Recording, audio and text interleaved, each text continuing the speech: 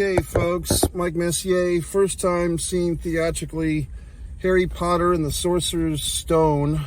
I thought this movie came out something like this, 2000, 2001. It turns out it's 2001.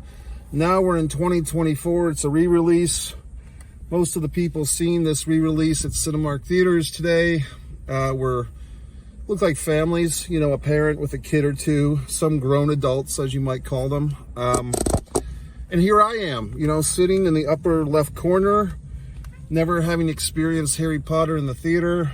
Of all the, I believe, 8 films, I have seen 1 in the theater. That's a funny story. That was part 7, part 1.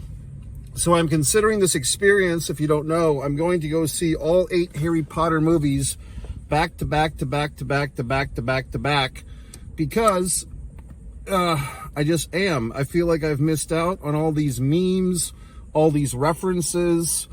I'm remembering a Saturday Night Live skit that was funny, I think with, Lindsay Lohan, was like the kids come back to school or whatever after summer break, and Lindsay Lohan was playing the female.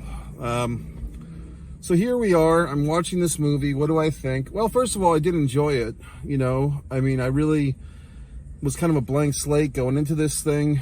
I'm assuming that most of you fine folks have seen these movies. I guess for the 1 or 2 of you who haven't, and you're wondering, well, this asshole hasn't seen the movies either. Should I go see them?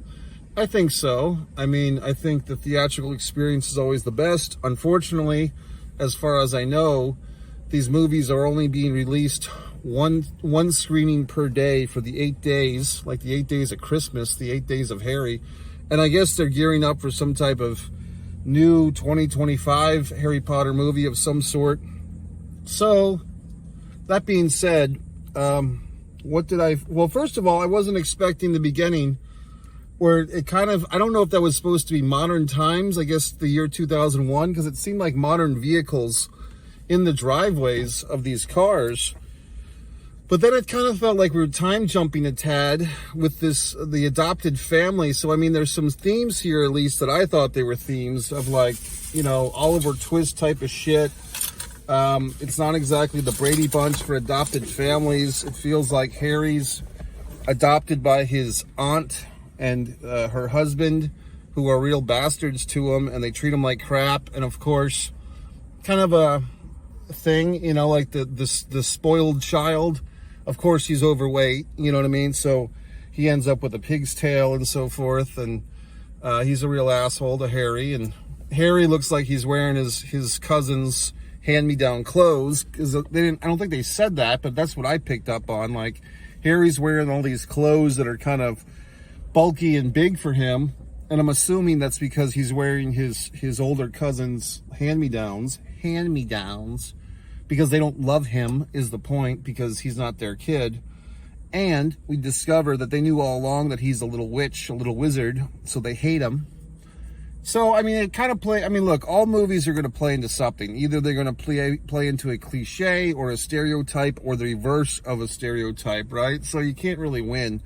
But it did feel like this is the Cinderella, this is the, you know, adopted kid is not loved like the natural born child routine. I mean, we've seen that in so many things. Interesting, they had a preview for Mustafa, Lion King movie, which I'm sure will be a big hit this Christmas season. By the way, the movie started, 3:15 was the announced time. I didn't know if they were going to have previews for current movies or not.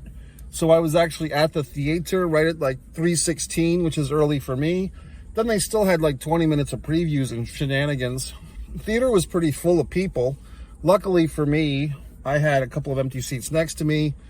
The gentleman in front of me did like one of those deals where he had a baseball hat and he had his fucking sunglasses on top of his hat. So at times his goddamn sunglasses were kind of in my periphery. I almost gave him a shoulder tap and said, "Hey, pal, would you mind putting your goddamn sunglasses, considering we're inside, would you mind putting them on your chair so I don't have to see like this weird set of glass eyes looking at the screen?"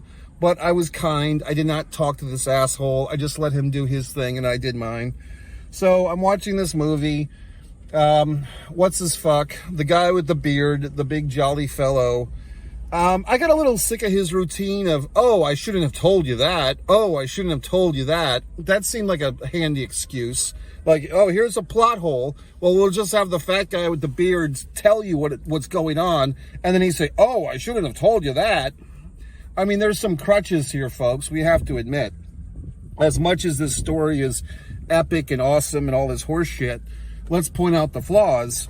I mean, it did seem like a handy excuse. Every time that these three little children need to know some information about something, the bumblefuck, the big boy, the haggard or whatever the fuck, he just has to say the secret, and then he covers his ass with, I shouldn't have told you that. I mean, I think I'm just going to do that in my life now. Like, whenever I want some asshole to know something about someone, I'm just going to tell them, and then I'm going to say, I shouldn't have told you that. Zoinks. I mean, what the fuck? What else? There was a lot of these. I mean, I really liked the movie at first, and then there was some patterns that I saw that I have a sneaking suspicion I'm going to see in the remainder of these films, which, God, I've locked into this shit. So now it's like, there's going to be some situation. So first, the characters have to talk about the situation that's coming up, which is usually some type of little skirmish or fight or quest, or find the stone, or find the book about the stone, or find the dead person, or whatever the fuck. So first you have to talk about this oncoming conflict. Then we proceed to have the conflict. Then the conflict is resolved, and then we go and talk about the conflict we just had. Now, that started to happen a lot in this movie. Like, first we talk about the quest game or the court game or whatever the fucking lacrosse game was. First we talk about it. Then we do it. Then we have another scene where we talk about what just happened. Then we talk about something that's going to happen next. Then that happens. Then we talk about that. So that's how you fill up a 2 hour and 45 minute movie or whatever this experience was, because it's just talk, action, reflect, repeat. So I'm just getting prepared because I feel like I'm in for the long road with this thing.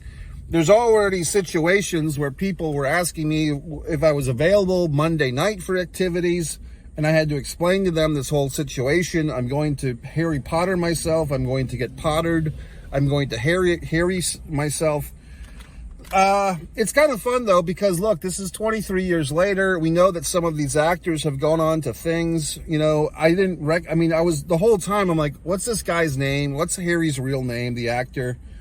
I know, I'm like, he played fucking Batman a couple of summers ago. Who is this guy? What's his name? And then I'm thinking of like other actors, like it's not Toby fucking Maguire. It's not whoever the fuck. And then it's like, here's the girl. And like, I know that it's not Lindsay Lohan. That was just the parody on SNL. But is this, who's the Twilight lady that I like? Kristen, whatever the fuck. It's not her. It's not whoever the fuck. Is this Hayden Panettiere? Like, who is Hayden Panettiere? Is that a man or a woman? I don't even know anymore. So it's just like, who are these people? And then at the end it says Emma Watson. Oh, okay. And then I'm watching it. It's Alan Rickman. Snape, not Snake, but Snape. Okay, so watching Snape, and I'm like, that's the asshole from fucking Die Hard. But like, Die Hard was in the 80s, and he looks younger here than he did in Die Hard because of the beard. You know what I mean? Because in the fucking Die Hard, he's wearing the beard the whole time. In this, he's clean shaven. He actually looks the same age or even younger in this. And if you do the math, when did Die Hard come out? 87, 88? Let's say 87. So that's 14 years. Rickman looks pretty good. So whatever the fuck. Now here's another plot hole that's as big as the state of Texas. The man the guy whose name we do not say, except we always fucking say it. Do I say it? Do I dare? What the fuck is it? Vladimir? Vladimir? Whatever the fuck? Valdemar? So we don't say his name. God forbid you say his fucking name. But Harry's saying his name. Like, Harry's dropping his name 30 or 40 fucking times. And Haggard, his jolly green giant friend, is saying the fucking name a bunch of times. So why are you assholes getting to say the name? This sacred fucking name that releases all the evil upon the world that no one can say. Except these assholes say the name. Like, Harry can say his fucking name, but God forbid the rest of us don't. Oh, we don't say his name. Except everybody fucking does, or at least Harry does. I mean, there should be some type of infraction. If you say his name, you get like a little electrical shock, you know, that hurts you or something. Like, there should be some repercussions for saying his fucking name. We don't say his name, except when we do. Okay, thanks, assholes. What else? Okay, I'm going to go on a little bit of a stretch, a little bit of a thing here, because watching this film, I couldn't recall what year it came out. I don't know. God, a bus. When was the last time you took a bus, folks? You can leave it in the comments. Tell me your bus stories. I'm sure they'll be exciting. So, the restroom scene. There's a scene where the young girl character, I don't know her name, she goes to the girls' room, and I'm not sure what the fuck happened, but suddenly the Jolly Green Giant himself is in this fucking thing, like some type of Ewok or troll or whatever the fuck it is. And it's like 20 feet tall. He's trying to kill the poor girl. And then Harry and Ron, such an interesting choice. Like, that's such an interesting choice for a sidekick name, or for just a character name in a movie. Just Ron. No, it's fucking Ron. Okay, hi Ron. What a name for like a sidekick.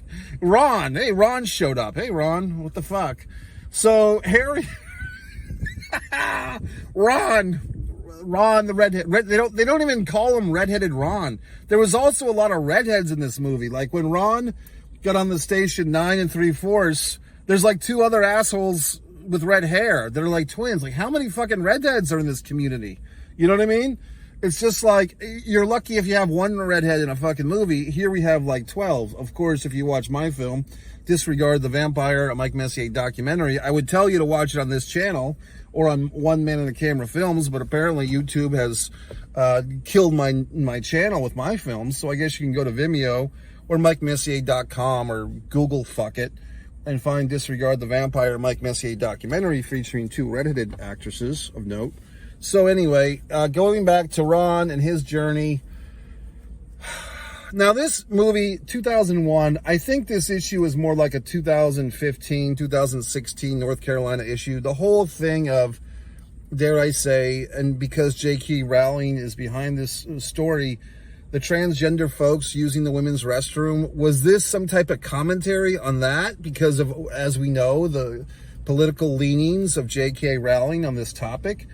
However, I would gotta say probably not, because this was 2001, and that was not really a big topic in that year of the transgender folks in North Carolina being banned from the restroom, from the women's room. So it was just kind of an interesting thing, because I know all this information, and I'm watching this movie with enlightened 2024 eyes, so I'm just referencing things that probably are not in the actual movie, but because of all the scenarios and so forth. I did say this, I mean, J.K. Rowling, for all her discussions and all her controversies, didn't stop the people from seeing the movie today. You know what I mean? And that's what I've noticed. Like, people people who have their political opinions or their hashtags or their tweets, it doesn't seem to stop them from seeing the goddamn movie, now does it? You know what I mean? Like, they'll bitch about it, they'll tweet about it, they'll hashtag whatever the fuck.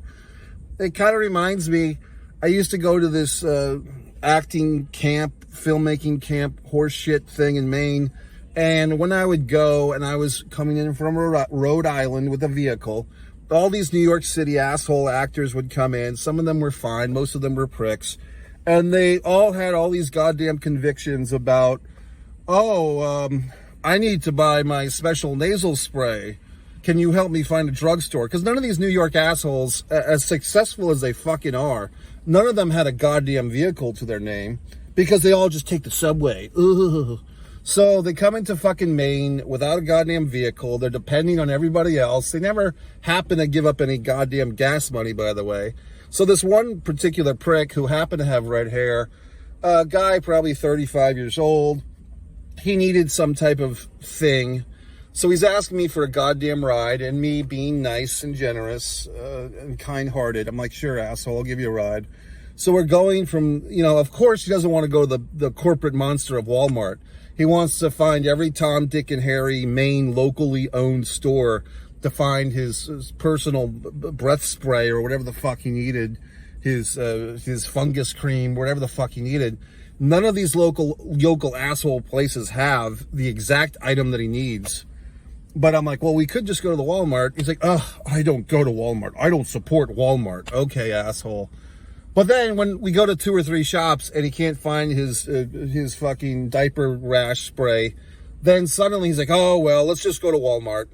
So, okay, asshole, you wanted to, you know, fight the man or save the whales or whatever the fuck you wanted to do by not going to Walmart initially to get this fucking item that probably has 3 shelves worth of this shit, whatever it is.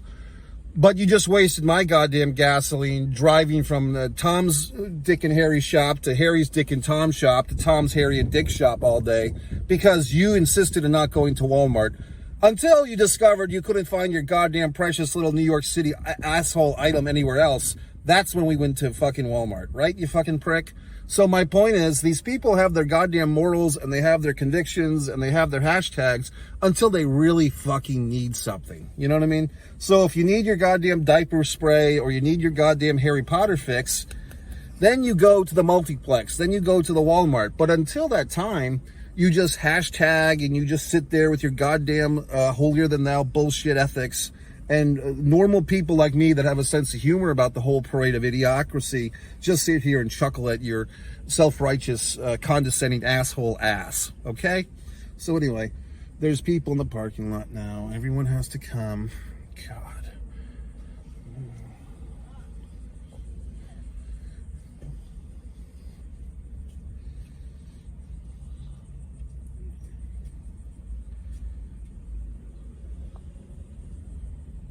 People take their time, you know.